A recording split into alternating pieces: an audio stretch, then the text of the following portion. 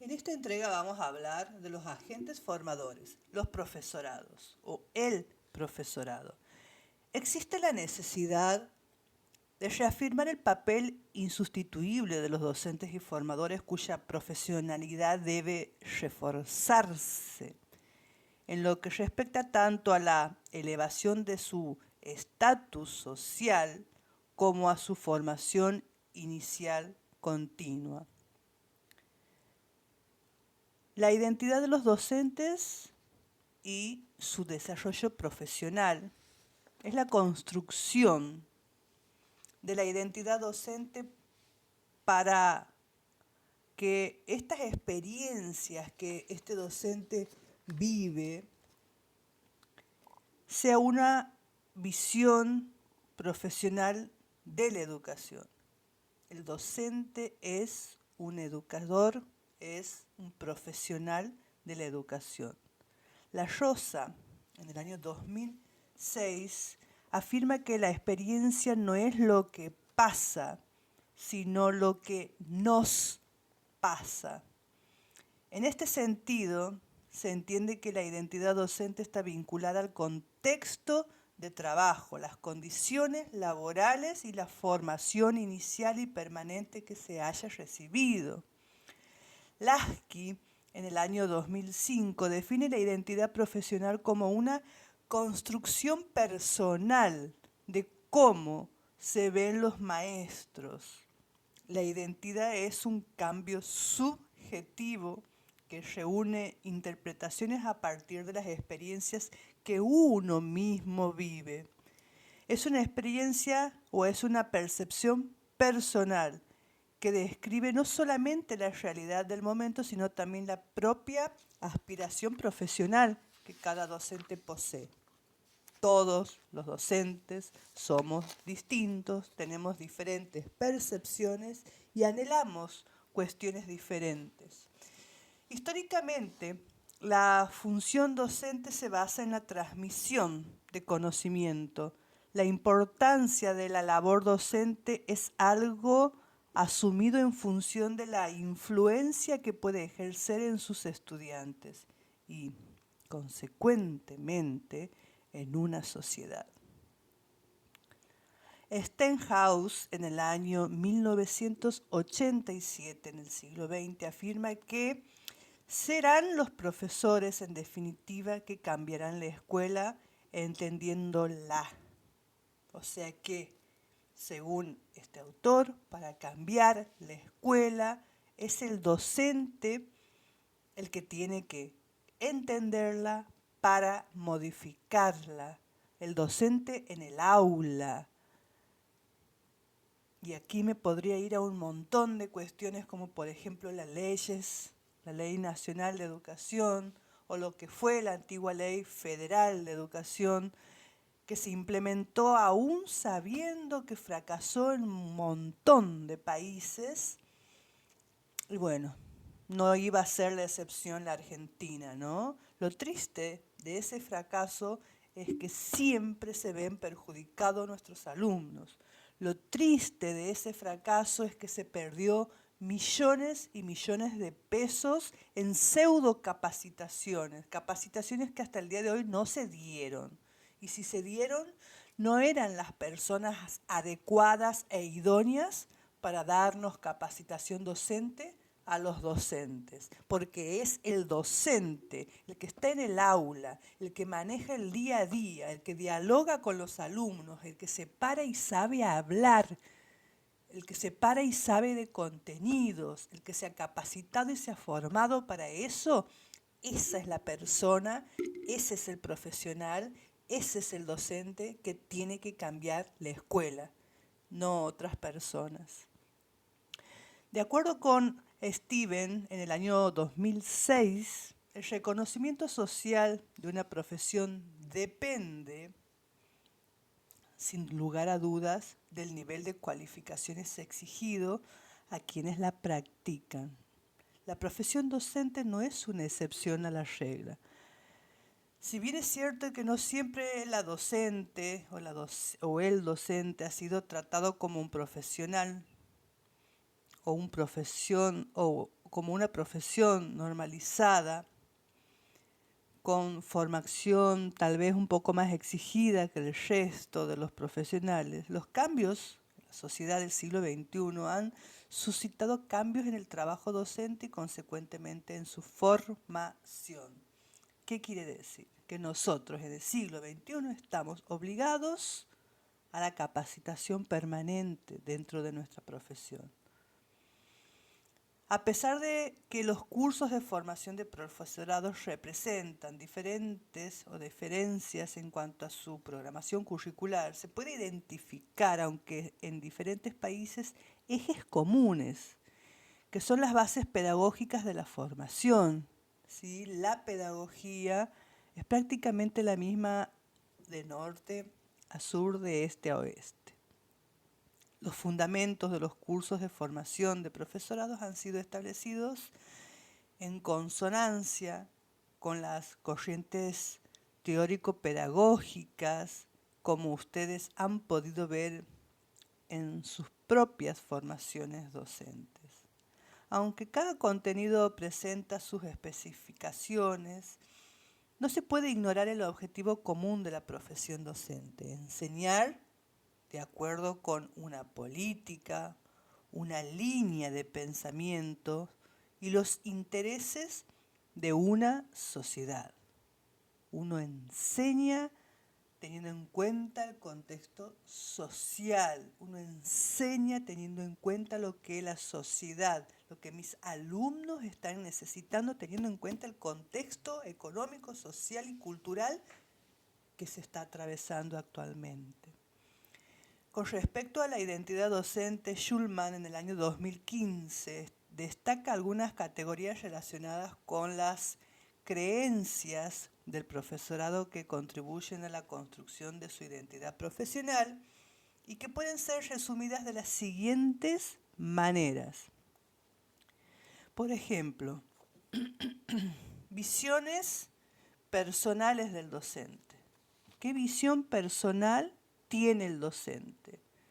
Su rol en clase, sus fortalezas, también sus debilidades. ¿Cómo me ven en clase? Sobre el profesorado, la visión personal que tiene el docente sobre el profesorado. Después viene otro punto que es la orientación del docente. Planificación, toma de decisiones, enfoques y los principios de enseñanza. Después, sobre los estudiantes, el estudiante asume un papel pasivo, buenos aprendientes y la visión real sobre los estudiantes. Esos son los puntos que el docente tiene que tener sobre los estudiantes. Luego y por último, sobre el aprendizaje. Habilidades de pensamiento científico, contextos de aprendizaje. Y sobre el contenido, que es lo último, la contextualización y la prioridad de estudiantes o contenido. Este punto sobre el contenido es esencial, la contextualización. Muchas veces damos materias muy específicas, ¿sí? Materias en donde tenemos que charlar de contenidos complejos y resulta que viene el alumno en el día a día con diversas situaciones, patologías, enfermedades diversas, problemas familiares, problemas económicos, problemas de insomnio, problemas de hambre. Entonces, sobre los contenidos debemos contextualizar. No dejar de dar los contenidos, pero sí tener en cuenta la humanidad y sí tener en cuenta qué está pasando con nuestros alumnos. Y tener en cuenta también que uno no debería estar solo cuando suceden cosas extras del aula o cosas que van más allá de la enseñanza-aprendizaje tradicional. Uno no debería estar solo cuando el alumno manifiesta algún tipo de problemas psicológicos, emocionales, problemas familiares de violencia. Uno debería estar acompañado por un grupo de colegas que te ayuden a sobrepasar esta situación en lo posible. A pesar de las convergencias entre las creencias de los profesores, la profesión docente ha sufrido profundos cambios, consecuencia de los cambios de la sociedad y consecuentemente de las instituciones educativas. La complejidad de la sociedad de conocimiento y la velocidad con la que se producen los cambios han obligado a los profesionales de educación a repensar su papel y sus necesidades de formación frente a esta nueva realidad. Hay muchísimas personas, profesionales de la educación, que se replantean si hoy en día quieren seguir siendo docentes a causa del contexto que se está viviendo actualmente. Es muy difícil. Y aún así, con ese grado de dificultad y con ese grado de ilógico todo lo que sucede dentro del aula, porque uno necesita ser docente profesional para dar clases, contenidos, incluso contenidos conceptuales, contenidos no solo conceptuales, sino también contenidos procedimentales, ¿sí? Y otros tipos de contenidos que van más allá del contenido conceptual. Pero resulta que hay miles de situaciones, y el docente que me está escuchando me va a entender, que muchas veces trasciende nuestra coherencia, nuestro entendimiento, nuestro grado de resolución de conflictos, porque muchas veces no estamos preparados, nos agarran desprevenidos, porque no nos gustaría que fuese así y sin embargo es así, porque muchas veces nos sentimos muy solos en el aula y cuando incluso hay gente que te acompaña de mala manera. Inexpertos, no conocen los protocolos a seguir, desconocen todo lo que sea legislación escolar, ¿sí? Entonces no podemos estar ajeno a eso porque nosotros somos un equipo de trabajo. Yo en mi aula tengo mi flexibilidad, tengo mi comportamiento, pero necesito el apoyo de un montón de gente que juega papeles importantísimos dentro de la formación y la trayectoria de nuestros alumnos.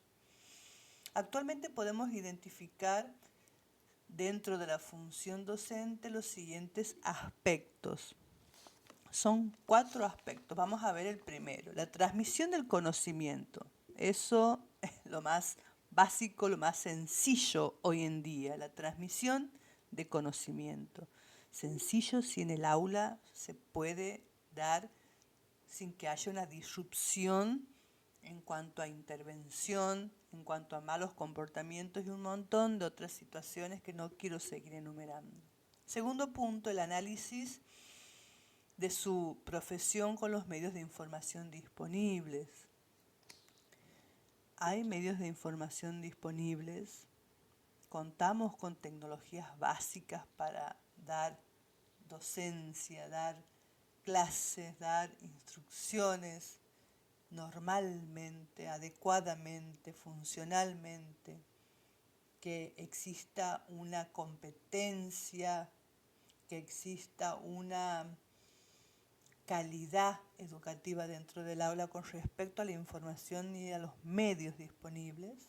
Tercer punto, el exceso de funciones. Es lo que les decía hace rato. Exceso de funciones.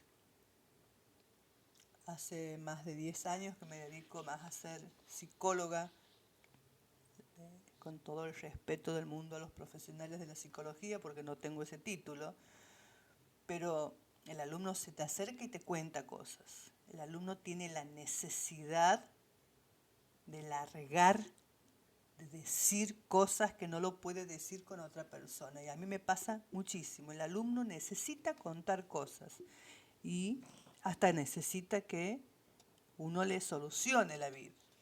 Entonces uno tiene que también conocer la legislación y decir, bueno, hasta aquí llego, pido ayuda a otros compañeros de trabajo que tienen esa función específica, o trato de, mediante una charla hasta donde sé que se puede, íntima, privada, en donde hay confidencialidad, de no ir más allá de eso y saber que el alumno se siente aliviado con el simple hecho de haberse sentido escuchado y atendido, aunque sea un instante. Y por último, la actividad permanente. Esa actividad permanente tiene muchos factores. Actividad permanente del docente dentro de la clase. El alumno se aburre cuando el docente está con el celular haciendo cosas que nada compete con su actividad docente. Por lo tanto, ¿cómo puedo pretender que mi alumno no moleste o no se aburra si yo no les estoy prestando atención? El alumno en mis 80 minutos de cátedra tienen que estar ocupados, aprendiendo. Esa es mi función, ese es mi rol docente. Entonces, la actividad permanente es hacia el docente, hacia el alumno. Yo como docente tengo que tener una actividad permanente de aquí, estudiar todo el tiempo y ver qué cosas nuevas están saliendo en este universo tan glorioso que me permita a mí ser mejor docente, ser más evolutivo, ser más novedoso, ¿sí? Y no vivir enseñando lo mismo que enseñaba hace 20 años atrás con gente que no existe más en la escuela secundaria. Hoy tengo otros alumnos, otro contexto, otra realidad, etcétera, etcétera, etcétera. Hasta quien les habla ha evolucionado, gracias a Dios puedo decir que sí, para poder mejorar la calidad educativa y mejorar mi profesionalismo docente. Y por eso siempre invito a que vayan a observar una clase mía, cosa que no tengo el gusto. Estos 4 aspectos son los que cada vez más son reflexionados y tratados en las propuestas de formación, que son, como nos afirmó anteriormente Steve, la manera legítima de obtener reconocimiento social y económico. A la vez, es la herramienta más eficaz para atender a las demandas educativas y responder a las necesidades de los sistemas educativos. ¿Sí? Eso no solo pasa en mi país, pasa en varios países. Son puntos a tener en cuenta a nivel internacional dentro de la docencia. La docencia frente a los nuevos retos educativos. Vamos a ver cuáles son estos retos educativos y vamos a ver si los retos educativos de mi teoría que viene de la Universidad Iberoamericana, coinciden con mi aula, coinciden con mi accionar, con mi día a día. Veamos, necesito sorprenderme.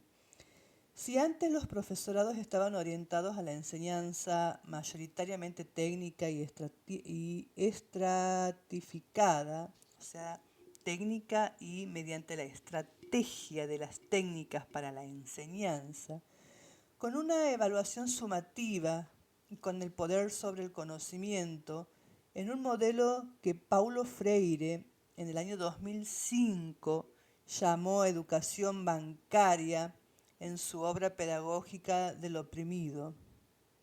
Actualmente el escenario educativo es muy distinto.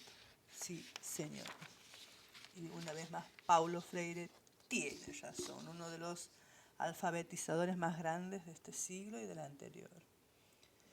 Desde el último siglo, con la expansión de la tecnología y su incorporación en prácticamente todos los contextos y clases sociales, el alumno se presenta al sistema educativo con una abundancia de informaciones de todas las áreas de conocimientos, no obstante adquirido de forma desordenada y compleja. En otro capítulo les contaba, no se trata de quitar teléfonos, no se trata de decirles no, esto no se puede. En la era de la comunicación, en el siglo de la comunicación, se trata de alfabetizar tecnológicamente, enseñarles a usar los dispositivos, tanto tecnológicos en cuanto a un celular, como también una tablet o cualquier otro dispositivo que tenga que ver con la tecnología de la información y la comunicación. Ya no basta que el profesor detenga el conocimiento, pues el conocimiento está disponible en ambientes ajenos a lo escolar. Además, las nuevas configuraciones familiares, el cambio en el rol femenino y la movilidad entre personas ha suscitado un nuevo ambiente educativo y la necesidad de un nuevo profesor que no ha vivido todos estos cambios con la misma edad de sus estudiantes. ¿Qué quiere decir esto? Nosotros no hemos vivido estos cambios con la misma intensidad que nuestros estudiantes. Quiere decir, y todos lo sabemos, que nosotros hemos nacido en el siglo XX, que nosotros somos de la vieja escuela, que nosotros hemos conocido tecnologías más básicas, tecnologías no digitales sino analógicas. Entonces, de repente tenemos alumnos que son expertos tecnológicos, digitales, y no se pretende que el docente esté a ese nivel, porque uno no lo ha aprendido desde la cuna como nuestros alumnos, nuestros propios hijos, sino que uno se va adecuando a lo que va llegando.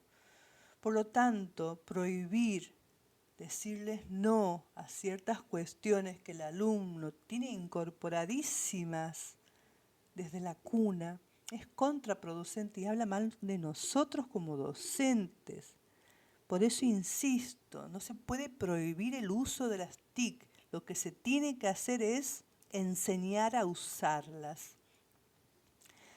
Bien, para esto nos encontramos o nos centramos en exponer y analizar los diferentes modelos de formación, sus objetivos, funcionalidades, debilidades, tanto para los que se forman por primera vez, la formación inicial, como para los profesores ya formados a partir de la formación permanente. Por ejemplo, en mi caso, profesora de tecnología, mi modalidad es con respecto a informática, entonces sé, además de los otros títulos, sé cómo manejar tecnología. No me asusta. Siempre recuerdo un profesor de ingeniero en computación que me decía, cuando armes un hardware, la parte dura de la computadora, nunca tengas miedo porque todo encaja en su lugar. Nunca puedes errarle a un dispositivo cuando conecto a este en algún lugar porque todo tiene un tamaño para cada cosa. Entonces perderle el miedo a armar una computadora, a comprarla y que esté todo separado, vos vas a saber dónde va cada cosa porque todo tiene una razón de ser. Es demasiado fácil, todo está pensado para que vos pierdas ese miedo y lo hagas con total naturalidad. Y de última, si no has hecho lo que corresponde, no pasa nada. Se desarma y se lo vuelve a armar. Es muy difícil romper algo, salvo que sea una exageración lo que estamos haciendo a la fuerza, ¿no? Vamos a hablar de lo primero, de la formación inicial, ¿sí? No es difícil identificar las dificultades de la profesionalización docente. Aspectos como la feminización de la profesión, el control profesional reivindicado por los políticos y la familia, la burocracia, en las reformas educativas, entre otros aspectos, son lugares de los responsables por dificultar la reconceptualización de la profesión docente. No se nos toma en cuenta. Sin embargo, el reconocimiento de que la formación es un pilar de la calidad educativa, legitimando la labor docente, ha incluido la formación inicial como un mecanismo de certificación y habilitación para el ejercicio de la docencia como una profesión. ¿Por qué no? Si tengo hábitos, tengo rutina, tengo años de trabajo, años de carrera, años de conocimiento, años de conocer alumnos tras alumnos, en donde cada uno de ellos tiene un problema distinto, un conflicto distinto, y ahora también se anexa todo lo que sea la diversidad dentro de la educación. Y bienvenida sea, estoy muy a favor de eso.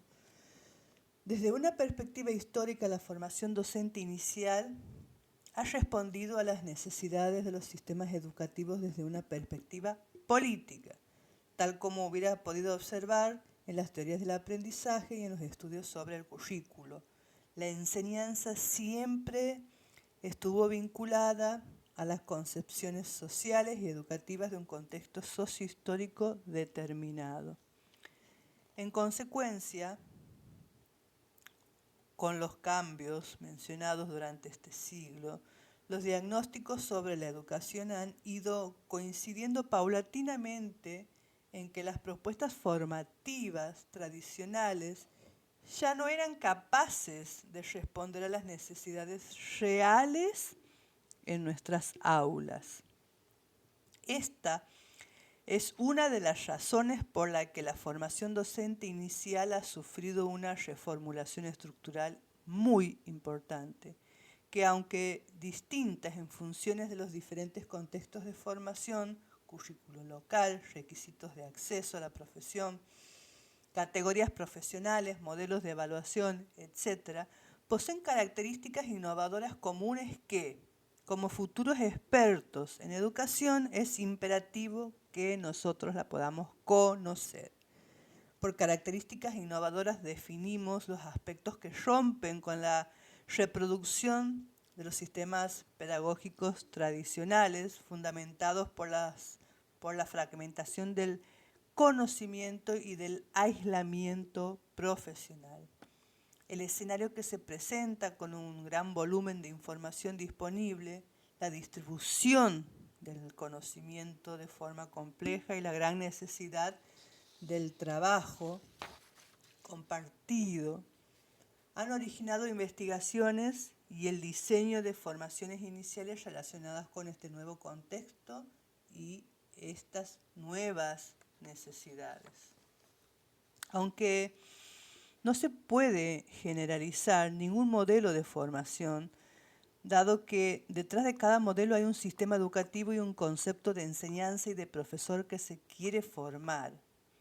De acuerdo con UNESCO, en el año 2006, un modelo innovador de formación inicial posee las siguientes 5 características. Modelo de innovación formal. Primero, la cultura innovadora. Segundo, la contextualización. Tercero, el vínculo pedagógico y organización. Cuarto, el marco teórico común. Y quinto, el enfoque cooperativo. A pesar de que esta publicación es del año 2006, hasta nuestros días no tenemos nuevos estudios publicados de la UNESCO. Lo que sí se puede identificar en distintos países son innovaciones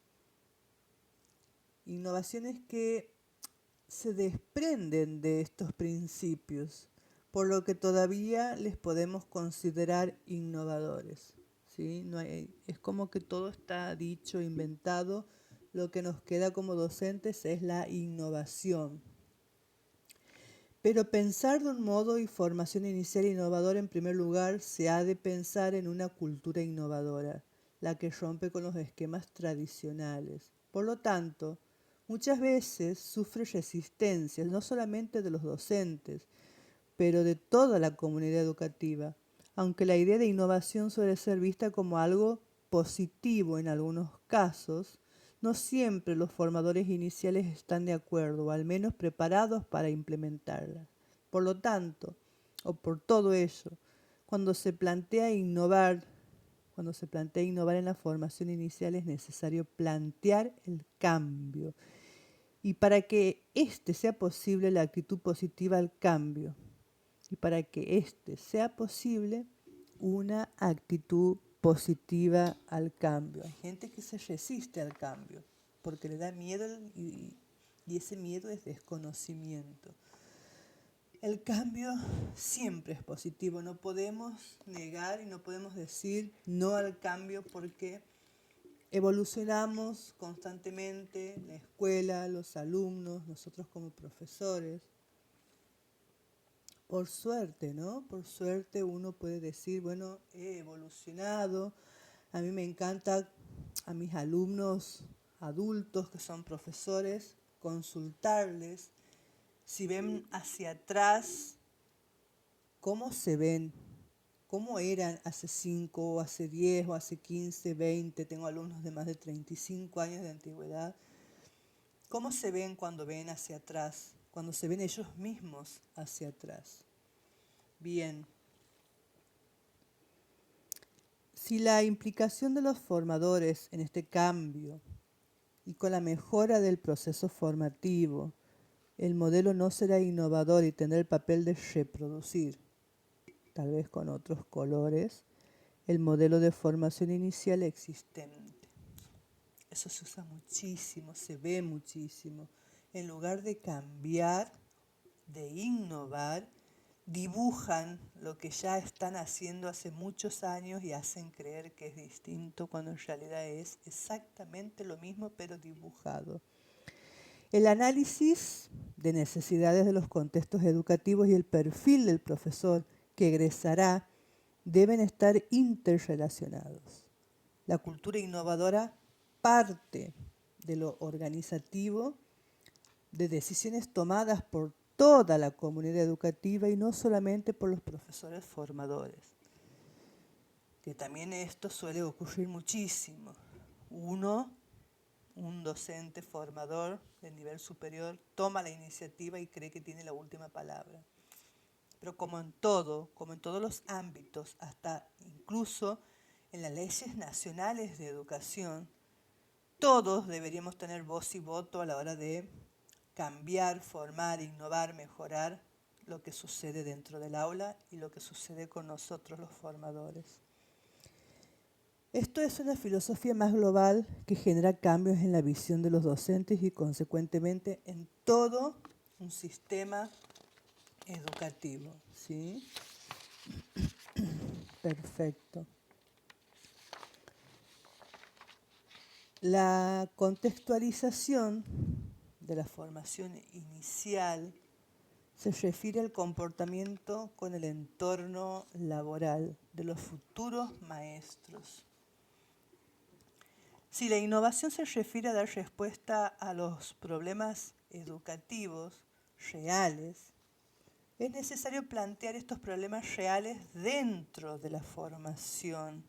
No esperar a que te recibas y después, cuando vas al campo de batalla, como le digo yo, cuando tomas tus horas, tomas tu cargo y te encuentras con la durísima realidad que nadie te la enseñó, nadie te la explicó. Bueno, todos estos cambios se tienen que producir dentro de la formación y no después de la formación. Hay aspectos sociales, políticos y económicos que no pueden estar ajenos a la formación, aunque existen muchas especificidades en los entornos educativos.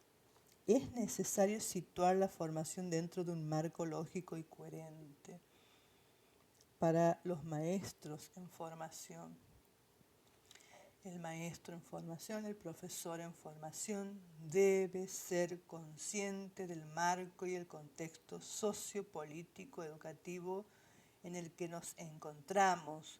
Ellos no saben, ellos desconocen, ellos están en formación, ellos no están trabajando y no están ya directamente en ese campo divisando lo que realmente sucede. Y todo para el colmo de males, en cada lugar específico al que vayas es un mundo aparte. No es lo mismo enseñar en la ciudad que en el campo, no es lo mismo enseñar en un punto de la ciudad que en un campo que es mucho más alejado, una zona A, B, C, D, como le llamamos nosotros.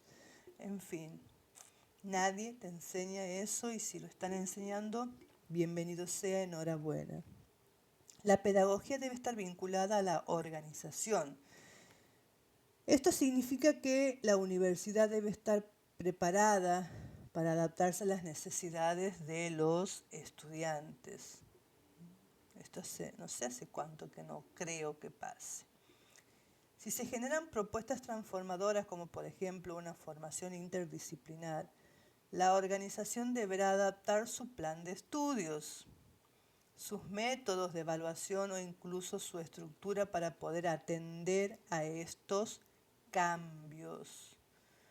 Hay universidades que le es más fácil desaprobar y sacar gente que decir, bueno, a ver cómo vienen estos alumnos, hagamos un análisis y en base a ese análisis vamos a ver de qué manera podemos retener en la universidad a mayor cantidad de alumnos para lograr que se adapten a la institución universitaria, que obviamente salir de la secundaria y luego introducirse en un mundo universitario hay un abismo.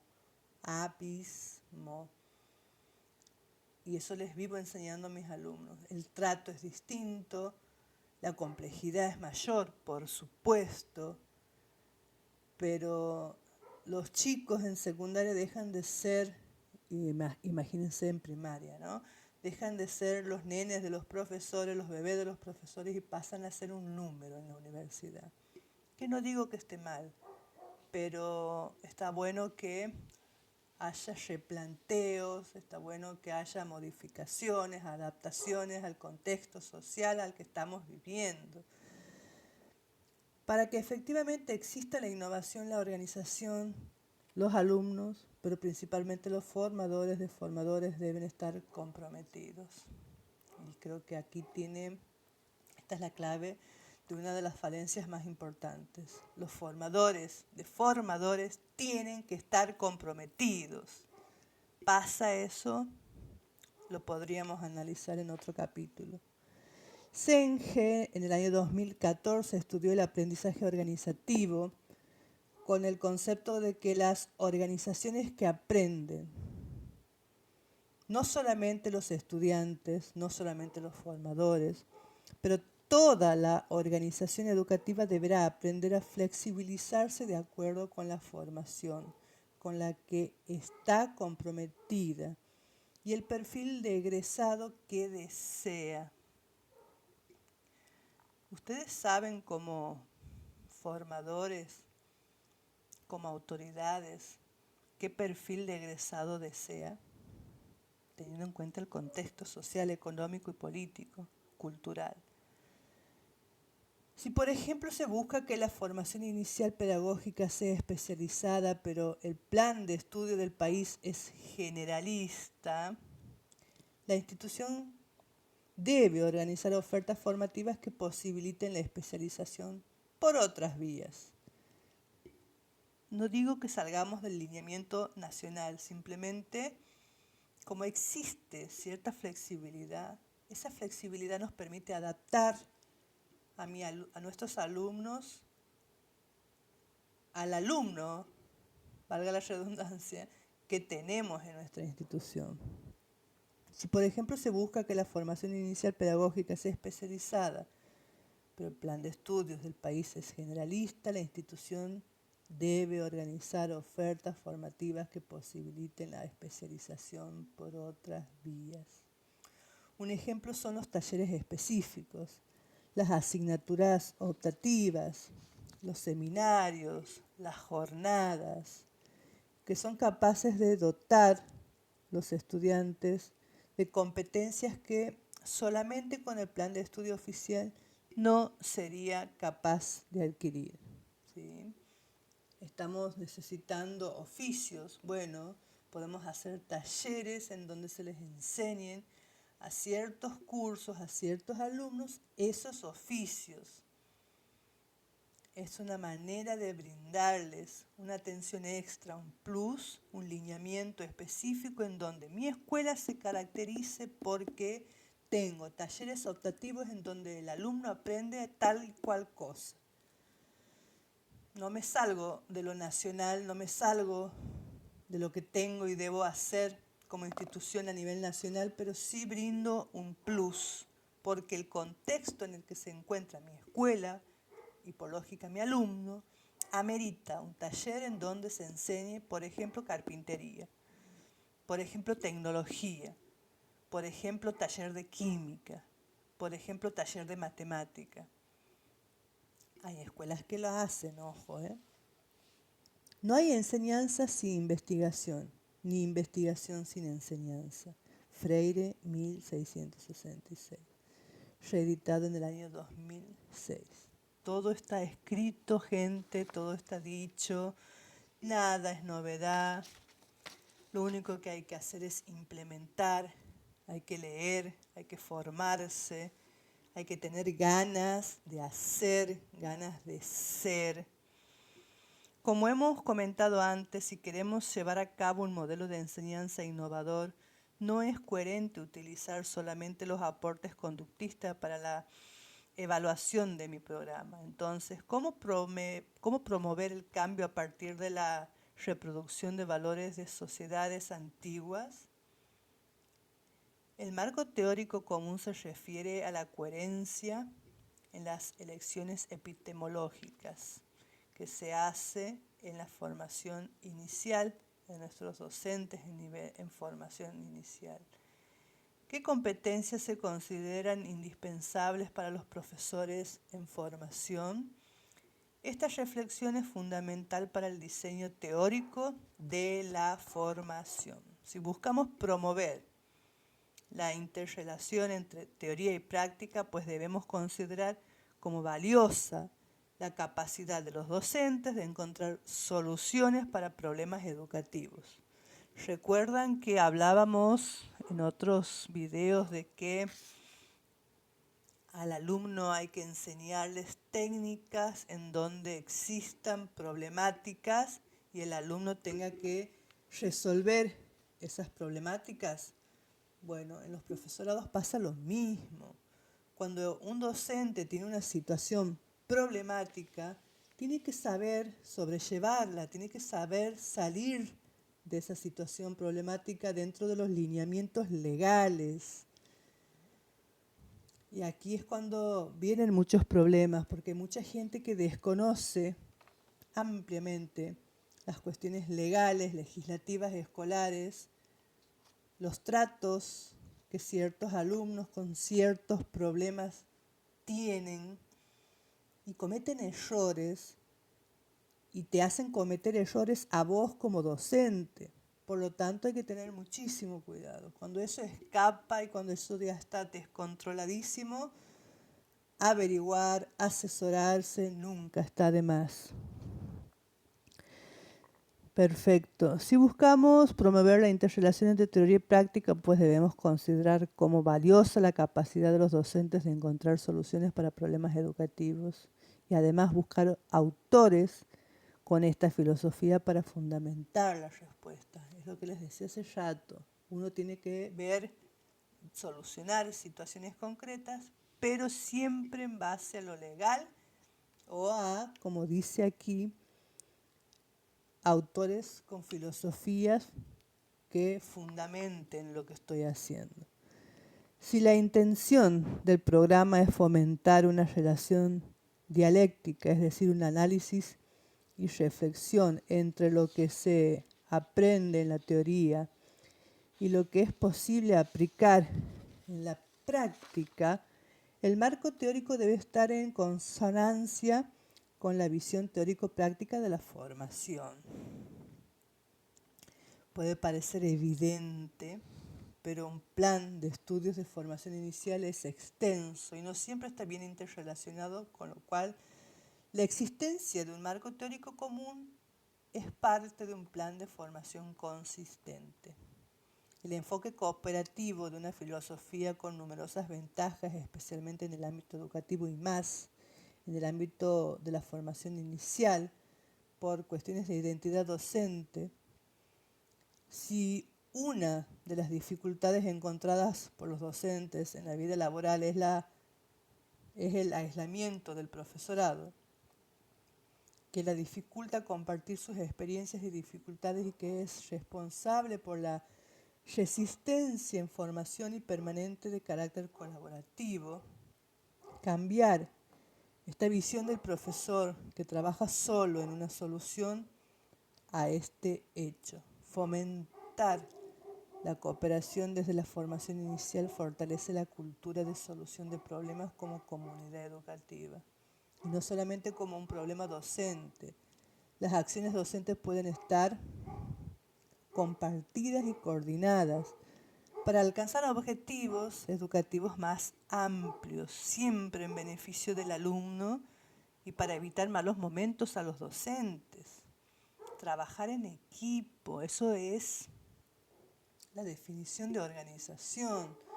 2 o más personas juntas, en donde cada una de ellas tiene una función específica e idónea, y que cuando ponen en práctica o en marcha las acciones correspondientes, cada uno desde su función hace que ese engranaje que es la organización funcione correcta y adecuadamente. Y una institución es eso, es una organización en donde cada persona cumple un rol en el que se supone ha estudiado, tiene mérito, es idóneo para estar en donde está. Y trabajar colaborativamente soluciona conflictos, no solo del alumno, sino también de la escuela y del propio profesor, ¿sí? Perfecto. Además, si nos percatamos a la visión más innovadora de los procesos de enseñanza-aprendizaje, la innovación pasa por la interacción entre estudiantes, profesores, familias, etc. Recuerden que en esta época, en este siglo, se incorpora el rol participativo de la familia de manera permanente. Incluso muchas de las metodologías activas presentadas están enfocadas para el trabajo en grupo, en cooperación, para que los futuros maestros sean capaces de fomentar la cooperación de sus clases, tanto a nivel primario hasta la educación superior, además de superar la cultura del aislamiento profesional. Superar la cultura del aislamiento profesional. El enfoque cooperativo debe existir de manera transversal en todas las asignaturas del plan de estudios. Fíjense ustedes qué importante. Eso de aislarse es sumamente negativo en todos los sentidos, en muchísimos sentidos. Bien.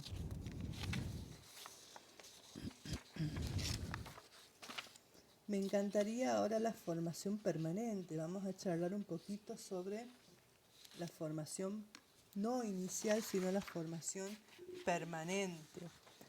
Si la formación inicial ha sido estudiada desde hace siglos en función de las institucionalizaciones de la educación, la formación permanente, o sea, esa formación para aquel docente que está en actividad, es un objeto de estudio que es más reciente.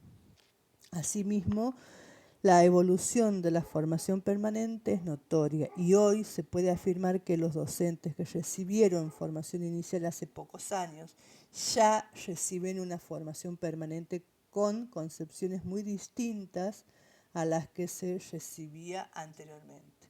Claro, el contexto cambia año a año y paulatinamente.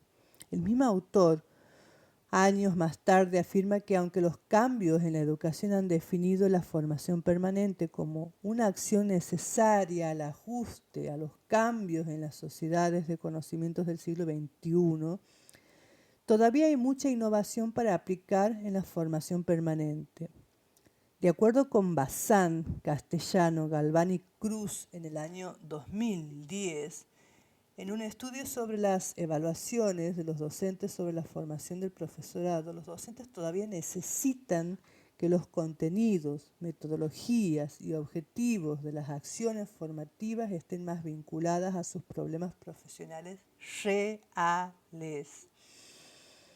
La formación permanente o continuada puede ser definida como el aprendizaje que nace de la experiencia docente y es integrado a los saberes previos, propios y de los estudiosos del ámbito de la educación. Según vimos en las teorías de aprendizaje, la planificación didáctica, el currículo, las concepciones sobre la formación también han sufrido modificaciones. Si antes la preocupación era especialmente dotar al profesor de herramientas técnicas, científicas, para decir nosotros, bueno, a ver, ¿qué pasa aquí? Haciendo un trabajo en clase, hoy el concepto de formación continua no piensa solamente en lo que el profesor debe aprender, sino también en lo que el profesor ya aprendió y cómo puede mejorar, vincular sus aprendizajes en un contexto de trabajo, aplicar lo que se sabe, mejorar la práctica más que el conocimiento que se supone uno tiene con uno, ¿no? Lo que nos interesa en esta asignatura es comprender lo que es la formación permanente y sus implicaciones para el avance de la calidad docente y de los docentes educativos y de los centros también educativos. Actualmente la formación permanente se desarrolla en un campo complejo y heterogéneo. De acuerdo con Perrineau, en el año 2000, es a través de la formación continua que se renuevan las prácticas pedagógicas. No obstante, esta renovación no es posible solamente con el interés del profesorado por la mejora de sus prácticas, sino que la formación es una cuestión psicosocial que incluye otros factores además del compromiso docente, como por ejemplo los factores políticos, los aportes culturales, etc. De acuerdo con Duc, en el año 2005, el desafío de la formación docente pasa por el soporte de los centros educativos que deben apoyar el profesorado en las actividades de formación y mejora de su praxis. A pesar de las especificidades de los contextos educativos, lo que coinciden los expertos es en abordar dentro de la formación permanente la complejidad de las necesidades y las labores que asumen el profesor actualmente. Esto significa que más que la formación inicial, la formación continuada debe estar en permanente análisis, adaptación y actualización. ¿Sucede esto en tu centro educativo? Año a año hay un avance, hay un análisis, hay una adaptación, hay una actualización. ¿De quién depende eso, no? Como ustedes buscan una formación posterior a su formación inicial, seguramente están buscando no solamente una certificación más actualizada, sino una formación que les facilite y les ofrezca herramientas más completas para el mundo laboral. Como profesores, consultores o gestores educativos, la educación continuada es la que les proporcionará la construcción de los nuevos saberes relacionados con su actividad profesional. Por esta razón, este tipo de formación puede ser considerado como una continuidad de la formación profesional, pues debería optimizar el trabajo pedagógico.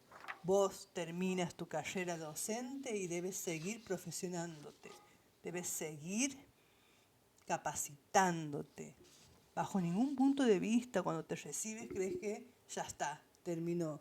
No, hay que seguir capacitándose con gente que sabe más que vos. Nunca busques gente que sabe menos que vos. Ley de oro. Me recuerdo una vez hice un curso en una universidad, un posgrado. No voy a decir ni qué posgrado ni qué universidad, pero la licenciada que daba el posgrado escribí en el pizarrón y tenía errores de ortografía. Entonces digo, ¿qué hago aquí? Aquí no es. Entonces desde ese momento dije, bueno, necesito capacitarme con gente. A ver, tal vez fue un simple error, no la puedo castigar eternamente por eso. Pero era una suma de cosas malas que yo venía notando hasta que cometió ese error con una palabra bastante simple y no se le movió un pelo a la licenciada. Es como que aquí no ha pasado nada. Cuando sí, sos docente, estás capacitando capacitadores, no puedes errar conceptos, no puedes errar ortografía, no puedes, no debes, ¿sí? Y bueno, no era de nuestra ciudad, no era de nuestra provincia. Para esta optimización es importante tener claro que todo y cualquier modelo de formación tiene especialidades que les permiten ser aplicados a un determinado contexto o situación de formación docente. Y por lo tanto, es necesario realizar algunos análisis previos antes de optar por un tipo específico de formación. Por ejemplo, el análisis del concepto de educación y formación profesional, o el análisis de los cambios sociales y las necesidades futuras de la sociedad, análisis de la situación actual de las instituciones de formación, análisis de la situación actual de la enseñanza, y así podríamos hablar y hablar y hablar muchísimo tiempo más. Pero hasta aquí vamos a llegar para saber y redondear conociendo lo que es la profesión docente tan vapuleada en este siglo, en el anterior y en el anterior, creyendo que somos personas que si no estamos no hacemos falta. Y no. Recordá quién te enseñó a leer, recordá quién te enseñó a escribir, recordá